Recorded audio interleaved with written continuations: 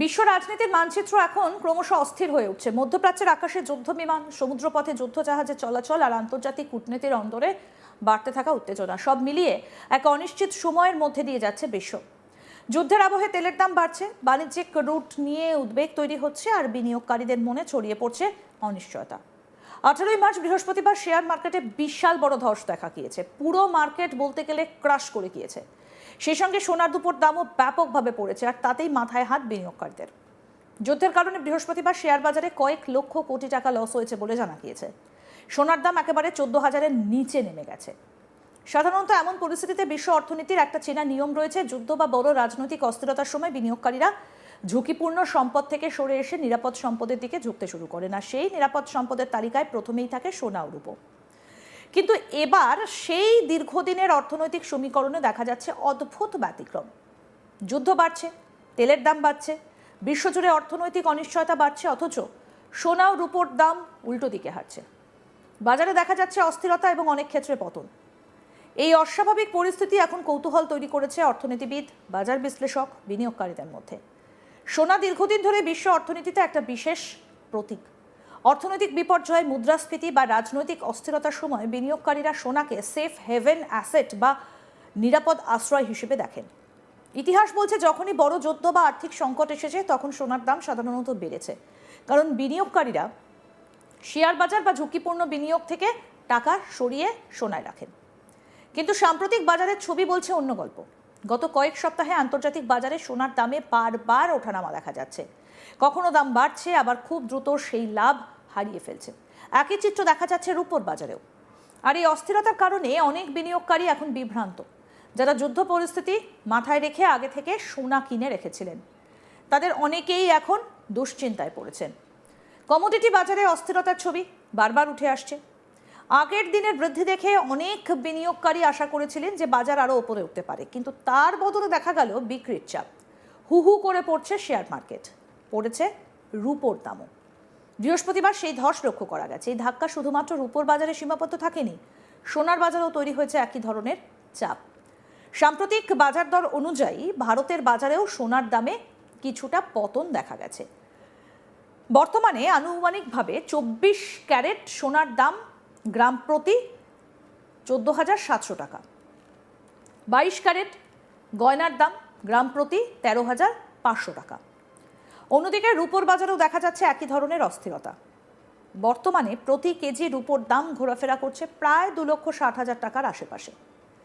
যুদ্ধ পরিস্থিতির মধ্যেও এই দাম কমে যাওয়ায় বিনিয়োগকারীদের মনে বড় প্রশ্ন তৈরি হয়েছে। বিশ্বজুড়ে উত্তেজনা বাড়ছে, মধ্যপ্রাচ্যে যুদ্ধ পরিস্থিতি তৈরি হয়েছে, তেলের দাম বাড়ছে, বিশ্ব অর্থনীতি অনিশ্চয়তার মধ্যে রয়েছে।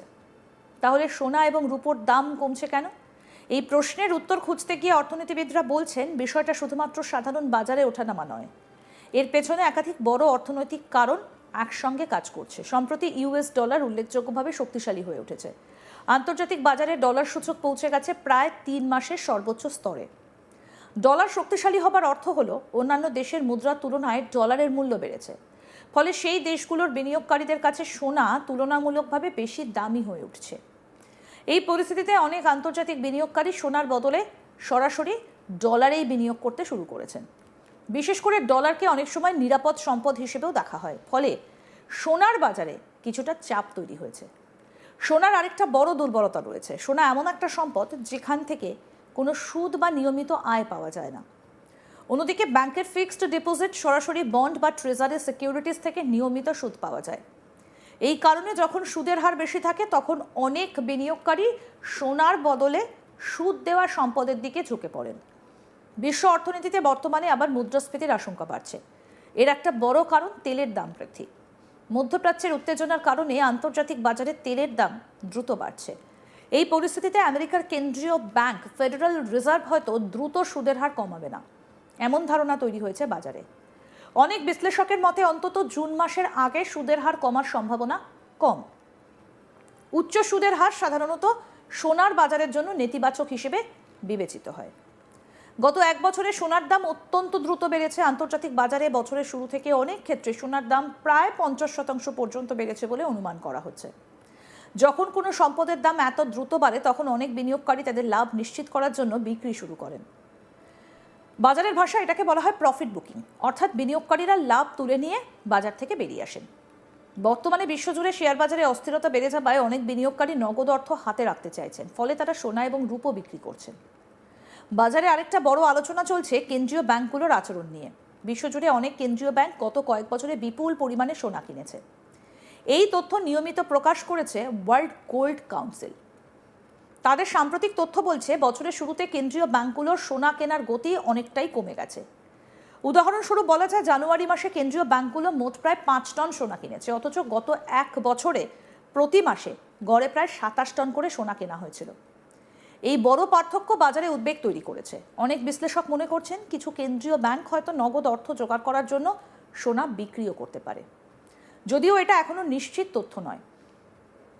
কিন্তু বাজারে গুজবও অনেক সময় বড় প্রভাব ফেলে। বিশ্বের বড় বড় বিনিয়োগ প্রতিষ্ঠানগুলো এখন অনেক বেশি সতর্ক হয়ে উঠেছে। বিশ্বের বৃহত্তম সম্পদ ব্যবস্থাপনা সংস্থাগুলোর একটা হচ্ছে ব্ল্যাক রক, সম্প্রতি একটা গুরুত্বপূর্ণ সিদ্ধান্ত নিয়েছে। সংস্থাটা তাদের প্রায় $26 বিলিয়ন একটা প্রাইভেট ক্রেডিট ফান্ড থেকে বিনিয়োগকারীদের টাকা তোলার ওপর সীমা আরোপ করেছে, কারণ অনেক বিনিয়োগকারী একসঙ্গে টাকা তুলতে চাইছিলেন। এই ধরনের ঘটনা বাজারে আতঙ্ক বাড়ায়, ফলে বিনিয়োগকারীরা নতুন ঝুঁকি নেবার বদলে অপেক্ষা করার কৌশল গ্রহণ করেন। এতে সোনা ও রূপোর বাজারেও চাপ তৈরি হয়। যেখানে সোনা পড়ছে সেখানে তেলের বাজারে দেখা যাচ্ছে উল্টো প্রবণতা। মধ্যপ্রাচ্যে উত্তেজনার কারণে আন্তর্জাতিক বাজারে তেলের দাম দ্রুত বাড়ছে। বিশ্ব অর্থনীতির নজর এখন একটা গুরুত্বপূর্ণ সমুদ্র পথের দিকে, সেটা হচ্ছে স্ট্রেট অফ হরমুজ। এই সংকীর্ণ সমুদ্র পথ দিয়ে বিশ্বে প্রায় 20% তেল পরিবহন করা হয়। যদিও কোনো কারণে এই রুটে সমস্যা তৈরি হয়, তাহলে বিশ্ববাজারে তেলের বড় সংকট তৈরি হতে পারে। এই আশঙ্কায় আন্তর্জাতিক বাজারে তেলের দাম বাড়িয়ে দিয়েছে। সব মিলিয়ে বর্তমান বিশ্ব অর্থনীতির ছবিটা অত্যন্ত জটিল।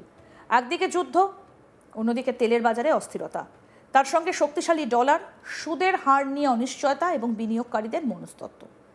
এই সব শক্তি একসঙ্গে কাজ করছে, আর সেই কারণেই সোনা ও রূপোর বাজারে দেখা যাচ্ছে অস্বাভাবিক অস্থিরতা। তবে ইতিহাস একটা গুরুত্বপূর্ণ শিক্ষা দেয়। যখনই বিশ্ব অর্থনীতিতে বড় অস্থিরতা এসেছে, শেষ পর্যন্ত সোনা আবার বিনিয়োগকারীদের নিরাপদ আশ্রয় হিসেবে ফিরে এসেছে। এই কারণেই বিশ্বের বড় বড় বিনিয়োগকারী থেকে সাধারণ মানুষ সবাই এখন খুব কাছ থেকে পরিস্থিতি পর্যবেক্ষণ করছেন।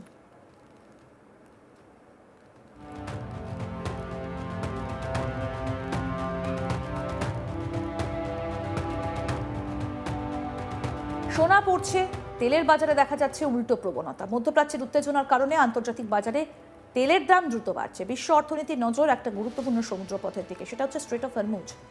এই সংকীর্ণ সমুদ্রপথ দিয়ে বিশ্বের প্রায় 20% তেল পরিবহন হয়।